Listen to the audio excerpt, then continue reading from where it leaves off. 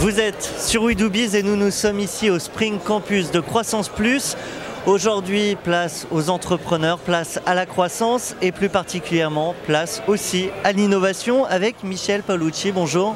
Enchanté. Michel Paolucci, vous êtes associé chez KPMG, vous venez d'animer un corner thématique autour de l'innovation. Et en fait, si on doit résumer, il n'y a pas vraiment de définition de l'innovation. Je vais quand même vous demander d'en faire une. Écoutez, moi en 20 ans, j'ai pas réussi à en trouver une des définitions. Ce que je peux vous dire, c'est que l'animation, a priori, a plu et c'est l'essentiel. Et l'innovation, finalement, c'est de faire rencontrer une personnalité, des idées avec un marché. Donc on a essayé de faire ça aujourd'hui avec un public fantastique. On a essayé de faire rencontrer le marché de l'innovation. Maintenant, plus sérieusement, par rapport à une définition assez simple, l'innovation, c'est créer de la valeur de manière durable, être agile, être coopératif et finalement réussir sur les marchés. Comment on organise dans son entreprise l'innovation? Ça, c'est une vraie problématique. Eh bien, je dirais qu'il y a autant d'organisations possibles que d'entreprises. Donc, il y a quelques fondamentaux qu'il faut respecter et qui doivent respecter des valeurs plus qu'une organisation. C'est-à-dire qu'en gros, il faut permettre la fluidité et la créativité, il faut permettre la coopération, il faut permettre une vision externe. Et donc, pour cela, eh bien, je dirais, il y a 3 grands modèles d'organisation.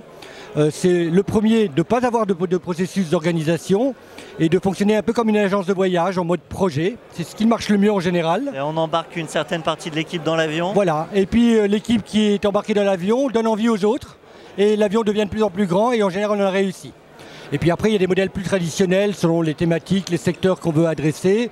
Je dirais qu'il n'y a pas de bon système ou d'unique système. Et encore une fois, c'est ne pas perdre de vue l'objectif.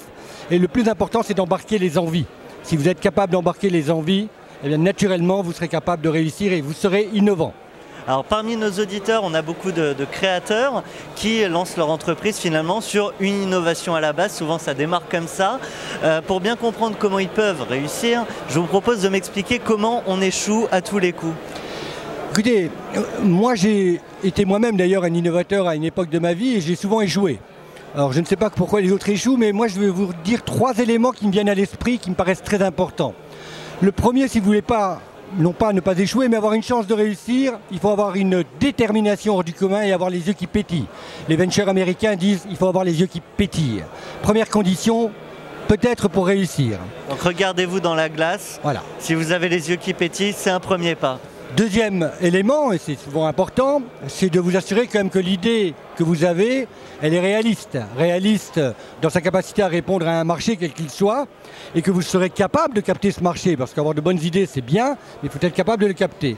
Et le troisième élément qu'il ne faut pas oublier, et c'est souvent pour ça que les entreprises échouent, notamment les start-up, c'est qu'elles dimensionnent insuffisamment correctement, on va dire, leurs moyens financiers.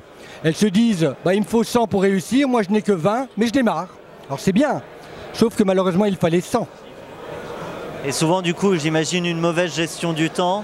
Gestion du temps, gestion des priorités, au lieu de se consacrer au projet, on trouve des moyens pour vivre, et donc forcément on se déroute de son projet, et donc naturellement le marché il avance lui, et donc forcément on se met en décalage. Effectivement, on avance vers la conclusion. Un grand merci à vous Michel Paolucci, je le rappelle, associé chez KPMG. Nous on était ici au Spring Campus de Croissance Plus. Merci à vous.